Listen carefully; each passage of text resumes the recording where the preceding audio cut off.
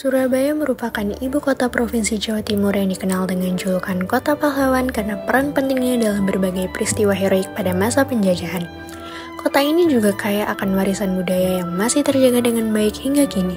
Salah satu cagar budaya yang menarik perhatian adalah Kelenteng Bonbio. Kelenteng ini memiliki keunikan tersendiri sebagai salah satu kelenteng di Indonesia yang didedikasikan untuk pemujaan Nabi Konghucu. Keistimewaan kelenteng ini semakin terlihat mengingat hanya ada 3 kelenteng serupa di dunia, masing-masing terletak di Jepang, pusatnya terdapat di Shandong, Tiongkok, dan Indonesia yang berlokasi di Jalan Kapasan nomor 131 Surabaya. Pada mulanya, kelenteng ini bernama Wencangsu yang artinya mewarisi dan mengemilangkan kesusastraan, didirikan pada tahun 1883 atas inisiatif Go Tae Lee dan Lo Ton Syong, dan akhirnya melakukan perundingan dengan Mayor De Bongke untuk memintas bidang tanah sebesar 500 meter. Awalnya, kelenteng ini berada di Kapasan Dalam. Pada tahun 1904, Kang Yue datang berkunjung ke kelenteng dan kagum dengan kemegahan kelenteng tersebut. Tetapi beliau menyayangkan letak kelenteng yang berada di dalam perkampungan dan mengusulkan agar kelenteng dipindahkan ke depan sehingga berada di tepi jalan raya. Setelah kedatangan Kang Yue, akhirnya pengurus berunding dengan Mayor De Toan Ing agar ke-6 rumah yang berada di muka kelenteng dibongkar sehingga kelenteng dapat berpindah ke depan. Permintaan tersebut akhirnya dikabulkan dan kelenteng berganti nama menjadi Bonbio yang artinya kuil para terpelajar. Sepasang patung singa, yaitu singa betina yang terdapat pada bagian kanan yang menggendong anaknya melambangkan seorang ibu yang penuh kasih sayang merawat anaknya. Dan di sebelah kiri terdapat singa jantan yang sedang menggenggam uang gobok melambangkan bahwa seorang laki-laki harus penuh tanggung jawab dalam menafkahi keluarganya. Terdapat tanjakan licin yang bermakna jalan masuknya Konghucu beserta para pengikutnya.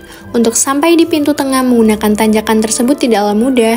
Tanjakan tersebut diumpamakan sebagai jalan suci yang berarti bahwa manusia yang ingin menjalani kehidupan suci tidaklah mudah. Setelah tangga dan jalan licin, terdapat ruang serambi yang memiliki 4 buah tiang berukir naga melambangkan bahwa di 4 penjuru lautan ada penguasanya, yaitu naga yang merupakan hewan penguasa lautan.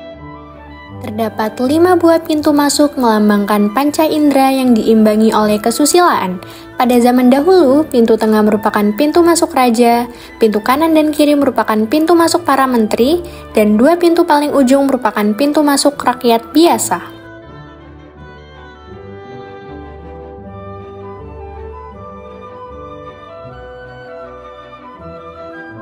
Di bagian altar kelenteng memadukan 3 budaya, yaitu Jawa, Tiongkok, dan Belanda.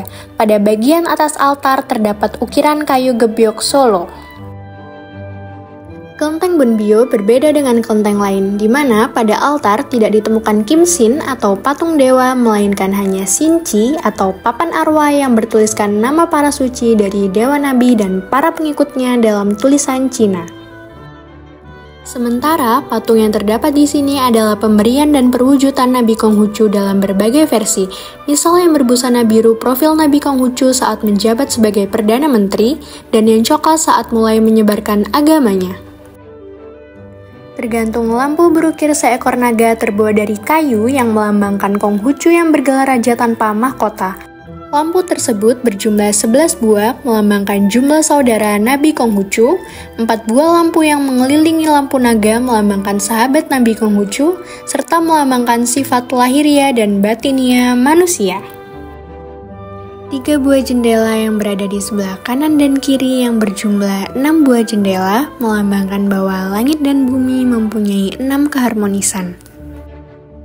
Pada samping kanan dan kiri altar, terdapat 2 ruangan yang berisi prasasti yang menjelaskan sejarah pembangunan kelenteng dan daftar nama-nama penyumbang yang ditulis di atas prasasti yang dibuat dari marmer dengan tujuan mengenang para penyumbang tersebut.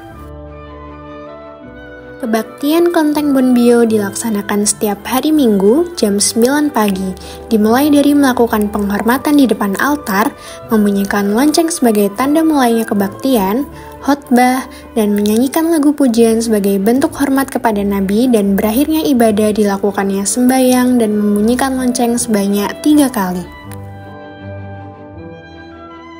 Hari Raya Tangcik yang jatuh pada 22 Desember adalah perayaan umat Konghucu untuk bersyukur kepada Tian atas berkat selama setahun dan mengenang perjalanan Nabi Konghucu yang mulai menyebarkan ajarannya. Setiap tanggal 27 bulan 8 Imlek, umat Konghucu dan masyarakat sekitar kelenteng Bunbyo memperingati hari lahir Nabi Konghucu dengan upacara keagamaan dan pagelaran wayang kulit semalaman.